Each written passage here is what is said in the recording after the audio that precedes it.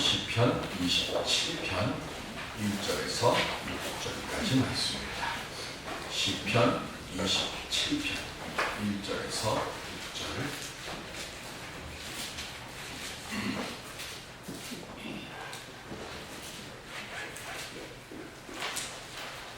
여호와는 나의 빛이요 나의 구원이시니 내가 누구를 두려워하리요. 여호와는 내 생명의 능력이시니 내가 누구를 무서워하리요.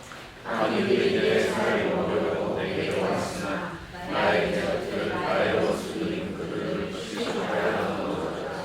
군대가 나를 대적하여 진칠지라도 내 마음이 두렵지 아니하며 전쟁이 일어나 나를 치려 할지라도 나는 여전히 태연하리로다. 내가 여호와께 바라는 한마디 그것을 구하니 곧 내가 내 평생에 여호와의 집에 살면서 여호와의 아름다움을 바라보며 그의 성전에서 사모하는 그것이라. 여호와께서 환난 날에 나를 그의 초막 속에 비밀히 지키시고 그의 장막 은밀한 곳에 나를 숨기시며 높은 바위 위에 두시리로다. 이제 내 머리가 나를 둘러싼 내 원수 위에 들리리니 내가 그의 장막에서 즐거운 제사를 드리겠고 노래하며 여호와를 찬송하리로다. 아멘. 모든 두려움과 어려운 일에는 힘을 얻는 예배를 드리는 참 예배자가 다 되시기를 주의 이름으로 축원드립니다. 삶을 살아가면서 우리는 평소 눈에 보이는 육신의 건강이나 아니면 하는 일의 형통에는 온갖 신경을 곤두세우고 정신을 다 쏟아 하다못해 옷을 하나 사서 입을 때도 나 혼자 이렇게 보고 마음에 든다 해서 결정하는 것보다는 다른 사람들한테 묻잖아요. 이 옷이 좀 어때요? 하고 물어요. 그게 우리 모습이죠.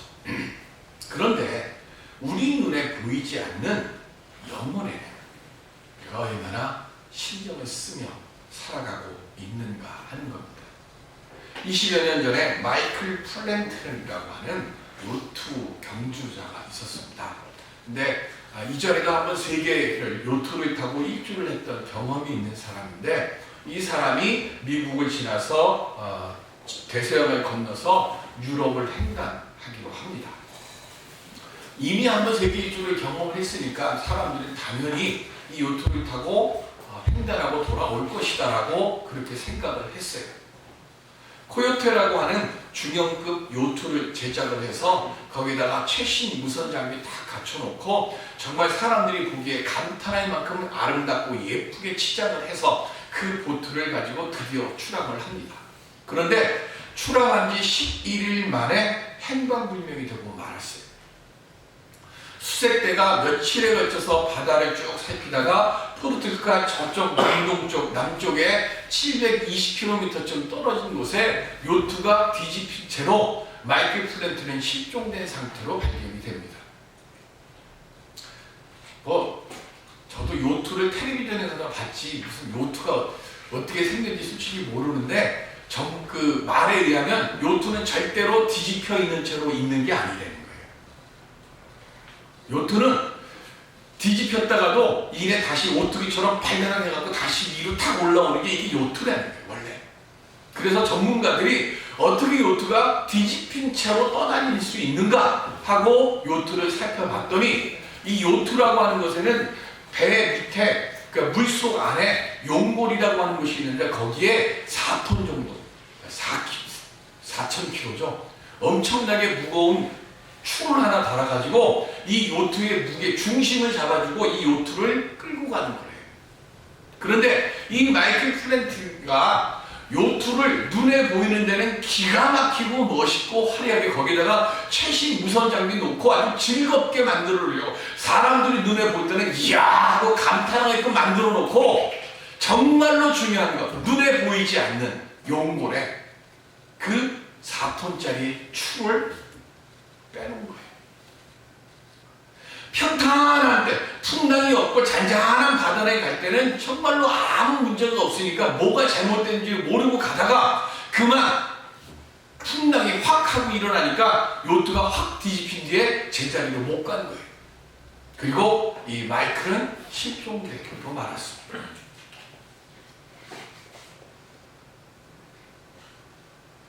우리 인생도 마찬가지죠. 눈에 보이는 육신의 일에는 온갖 신경을 다 곤두세워요. 하루에 거울 몇 번씩 보십니까? 누가 그 얘기를 하더라고요. 하루에 3번 자기 얼굴을 보지 않는 사람은 자기 인생을 포기한 사람이다. 제 얘기가 아니라 유명한 누가 한 얘기예요. 적어도 하루에 왜 3번 얼굴을 봐야 됩니까? 남들이 내 얼굴을 보고 이쁘다 뭐가 아니라 단장한 모습을 우리가 보여야 되지 않겠습니까? 그런데 우리 영혼에는 우리가 얼마나 살펴보고 있습니다. 내 영혼이요, 내 영혼의 무게가 우리가 바라는 이 세상의 형통의 무게보다 더 무거워야 될 줄로 믿습니다. 그래야 인생 풍랑을 만났을 때 설령 우리가 인생에 너무 힘들고 어려운 일을 만나서요, 요트가 한번 뒤집어지듯이 내 삶이 확 뒤집어지는 그런 어려움이나 환난이나 곤란함을 겪었을 때도 영혼의 중량이 묵직하면 한번 인생이 실패하고요, 한번 인생이 뒤집어져도 다시 내 자유로 바로 서요.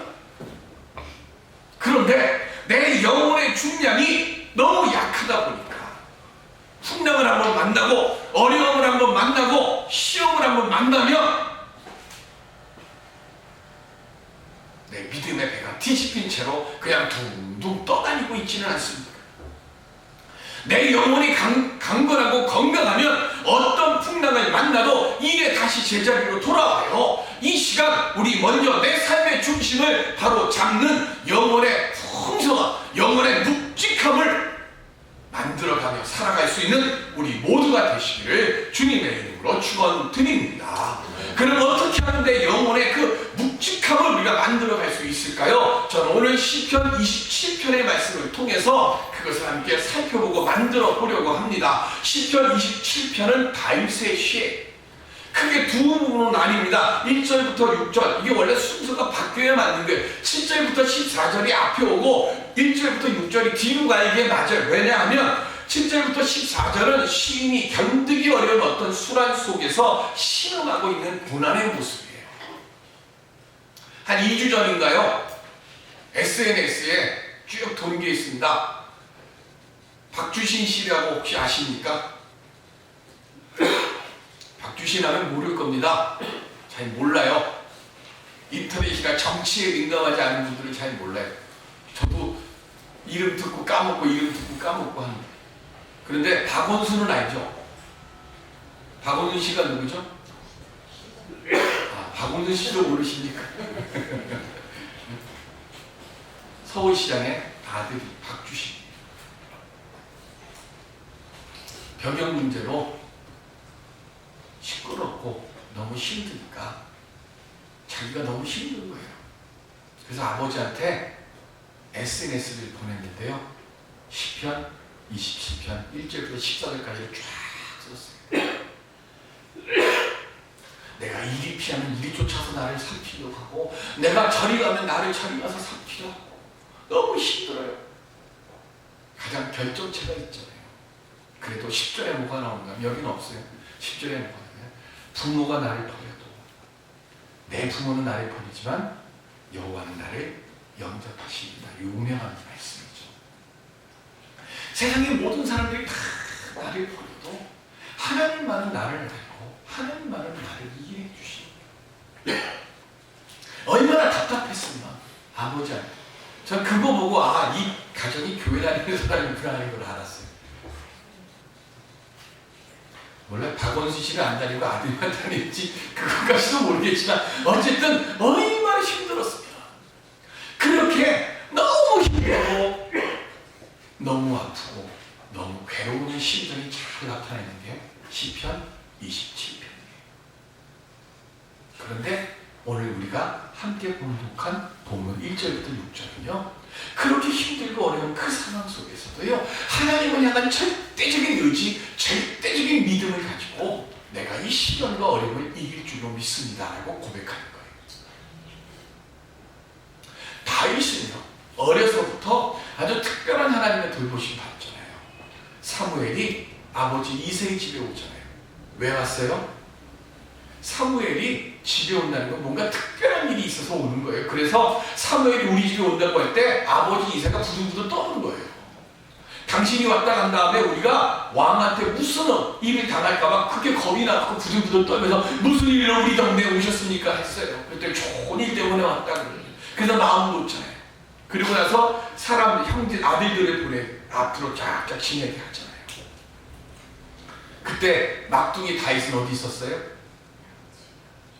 저기 양치는 데가 있었어요. 왜? 아버지는 다윗을 인정 안 했어요. 7 아들이 다 사무엘 앞을 지나가는데 다 사무엘의 마음에 안 차요. 그때 사무엘이 묻잖아요. 너희 집에 아들이 이게 다냐? 그랬더니 아니요, 하나님 볼 필요도 없는 돈 하나 있습니다. 지금 저기 양치고 있습니다. 그 애가 오기 전까지 내가 먹지도 않고 마시지도 않고 기다릴 테니까 그 아이를 불러오라. 아버지는 인정 안 했는데 누가 인정했어요? 하나님이 인정한 사람이 다윗이. 양을 치는데 사자나 곰이 덤벼들었어요. 양 새끼를 물고 가면 어떻게 합니까? 사울 왕 앞에 섰을 때 다윗이 하는 일이에요. 이때 다윗의 나이가 16, 15이에요. 16, 15대 내가 그 앞에 사자가 나타나고 곰이 나타납니다. 그 아이의 보통 2배, 3배 되는 거 아니에요? 사자 이빨이 얼마나 날카롭습니까? 사자나 곰이 오면 그거 도망가야 이게 맞는 건데 사자나 곰이 양 새끼를 물고 가면 쫓아가갖고 사자, 곰의 입을 벌려서 거기서 양의 새끼를 끄집어냈다니까. 다윗의 힘으로 가능합니까? 아닙니다. 이건 다윗의 힘으로는 불가능한 거예요. 다윗은 그때 뭐 했어요? 내 양을 지키겠다고 하는 그것으로 가지만 하나님이 다윗의 자리에 함께 했기 때문에 다윗의 힘으로 할 수 없는 걸 다윗이 하도록 하나님이 도와주셨어요. 그게 어디에 나와요? 다윗의 형들이 전쟁터에 있을 때 형들의 안부 물으러 다윗이 전쟁터에 갑니다. 모든 사람들이 부들부들 떠는 장수가 있었습니다. 누구예요? 골리앗이에요. 어떤 목사님은 골리앗의 키가 2m 80이래. 그건 다 거짓말. 무슨 2m 80이 3,000년 전에 2m 80짜리가 있으면 죽죠. 그 당시 일반 평균 키가 1m 40, 45, 50 그 정도니까 그 사람보다 머리가 2배 정도 더 큰 거예요. 그러니까 기껏해야 2m. 2m도 지금 엄청 크죠. 그 큰 골리앗 앞에 모든 사람들이 부들부들 떨 때 다윗이 뭐라 그래요? 내가 나가서 저를 쓰러뜨리겠습니다. 그리고 나가잖아요. 뭐 들고 나갔습니까? 무임맷돌 들고 나가요. 그리고 무임맷돌 던져서 딱 한 방에 골리앗을 넘어뜨립니다. 이 일로 다윗이 어떻게 됩니까? 왕의 사위가 됩니다. 장수가 됩니다. 가는 전쟁마다 승리합니다. 승리하니까 다윗의 명성이 막 하늘 찌릿 올라가요. 이 일로 인해서 어떻게 됩니까? 왕의 시기를 받습니다. 그리고 10년 동안 2다리 쫙 뻗고 잠자지 못하는 도망자의 신세가 됩니다. 성경에는 없지만 수없이 많은 죽음의 위기를 맞고, 그런데 그 수없이 많은 죽음의 고비고비마다 하나님께서 절묘하게 도와주세요. 성경에는 없지만 전설이라 그러면서 다윗이 동굴에 들어갔을 때 다윗이 동굴에 들어가자마자 거미가 집을 쫙 쳐요. 그래서 사울의 군사들이 가다가 거미줄에 걸리니까 에이, 이 안에 사람 없겠구나 하고 돌아갔대잖아요. 별의별 얘기들이 엄청나게 많은 게 다윗의 이야기예요. 그렇게 죽을 수밖에 없는 절체절명의 위기의 순간순간마다 다윗이 생각하지 못하는 방법으로 하나님께서 다윗을 도와주세요. 그 사람들을 다 견뎌가면서 27편은 이런 자기 인생의 모든 풍파를 하나님께서 지켜주셨음에 대한 믿음의 고백이 1절부터 6절에 있는 거예요. 그 중에 3절에 보시면 군대가 나를 대적하여 칠지라도 나는 두렵지 않고 설령 전쟁이 일어나도 나는 두렵지 않다고 고백합니다. 왜요? 5절에 보면 하나님께서 환난 날에 뭐라 그랬어요? 나를 그의 초막 속에 비밀히 지키시고, 하나님 나를 지켜주시는 거예요. 환난 날에. 두 번째로 뭐라 그랬어요? 나를 은밀한 곳에 숨기시고, 세 번째로 높은 바위 위에 두시리가 평안한 자리에 나를 두시기 때문에 나는 내 대적들이 나를 치러 할지라도 나는 두려워하지 않습니다.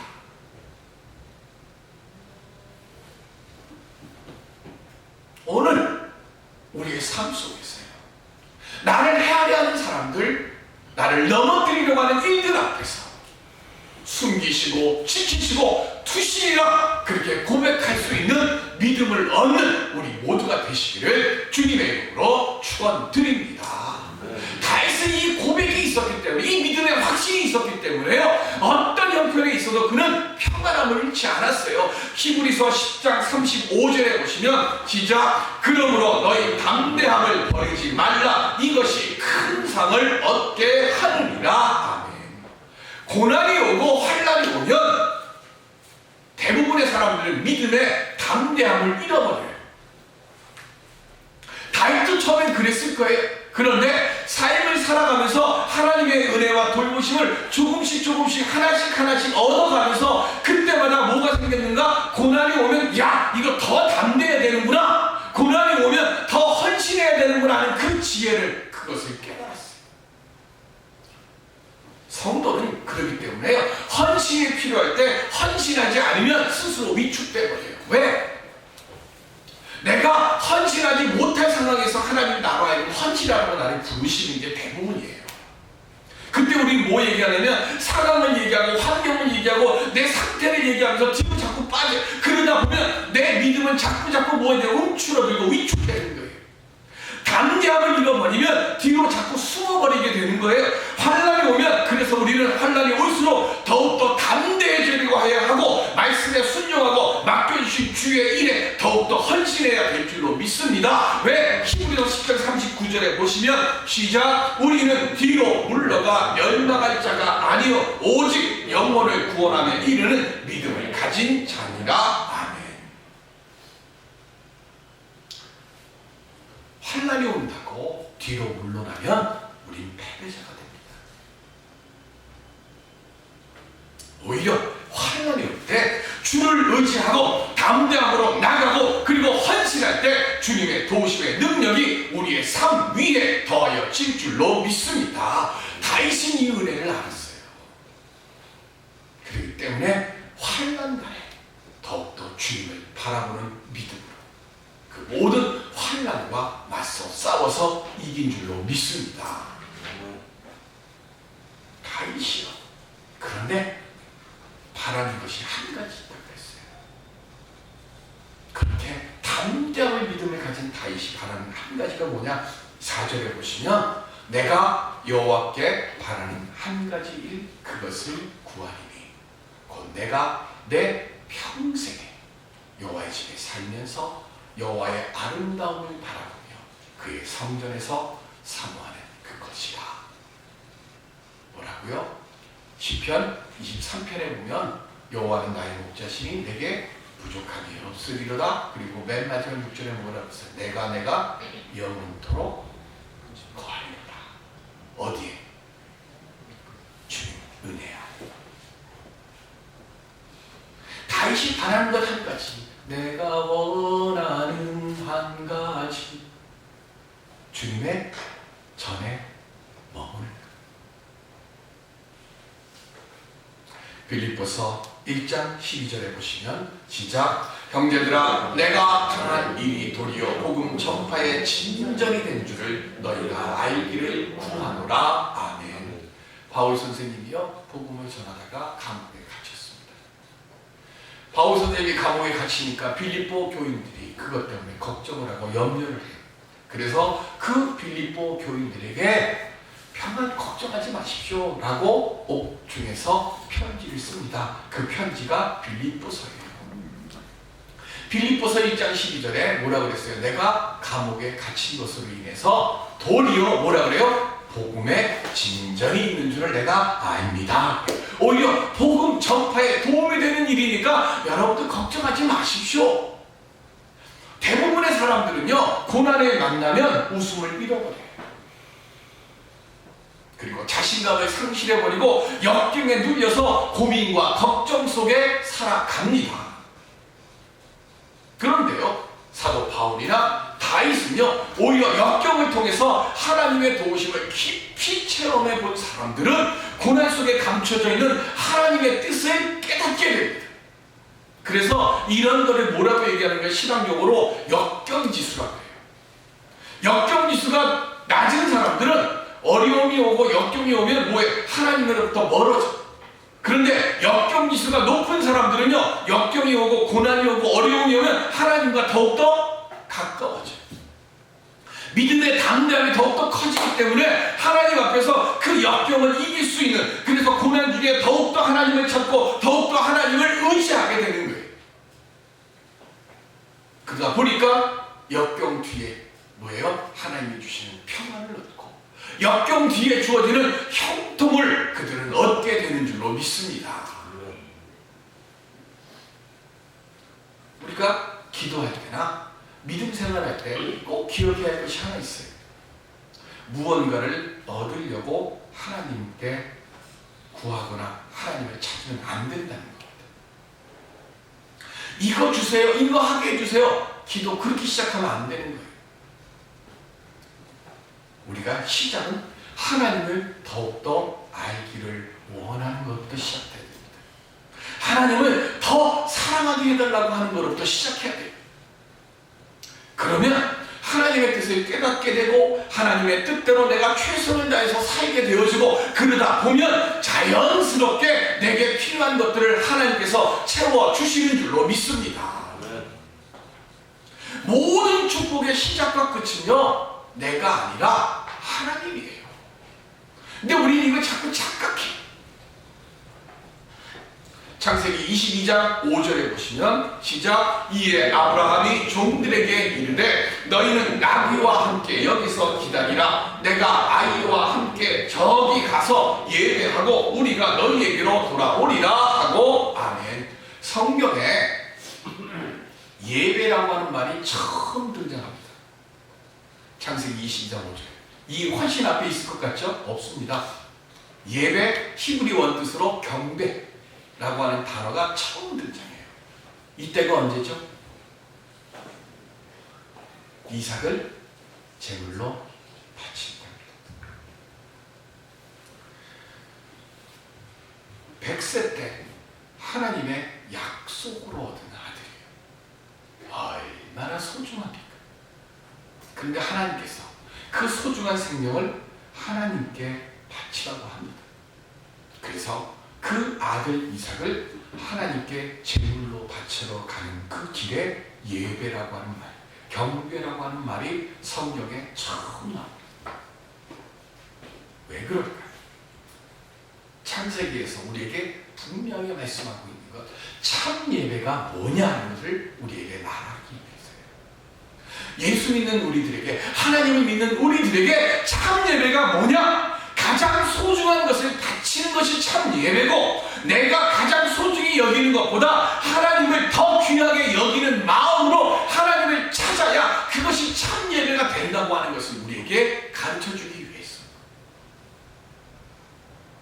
아들 이삭을 하나님께 제물로 바칠 때 처음 예배라는 말이 나온 겁니다.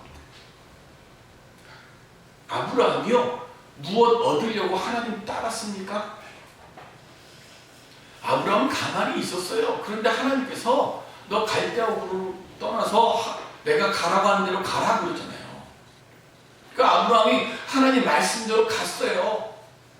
아브라함이 이것 주세요 저것 주세요 얘기한 적 없어요. 내가 너한테 아들 줄게 그랬더니 아브라함이 뭐라 그러니까 아유 하나님 그만 막 됐습니다. 그냥 엘리에셀이나 내 후손으로 그냥 양자로 내가 할 테니까 얘나 복 주세요. 또 내가 너에게 복 줄게, 아들 줄게 그랬더니 아예 됐습니다. 이스마엘이면 됐습니다. 아브라함은 하나님께 뭐 달라고 한 적이 없어요. 하나님께서 아브라함에게 내가 너에게 복을 주겠다, 내가 너에게 큰 민족의 조상이 되게 해주겠다. 그냥 아브라함은요 그냥 하나님 뜻을 알고 하나님의 뜻대로 행하며 살았더니 하나님께서 그를 민족의 축복의 근원으로 하나님께서 그를 높여주셨습니다. 주의 뜻대로 행하고 주의 복을 얻는 참 예배자가 되어지는 우리 모두가 되시기를 바랍니다. 그러면 이 참 예배자가 되기 위해서 우리가 알아야 될 믿음의 두 가지가 있습니다. 하나는 깨어짐입니다. 내 손으로 무언가 하려는 마음이 깨져야 돼요.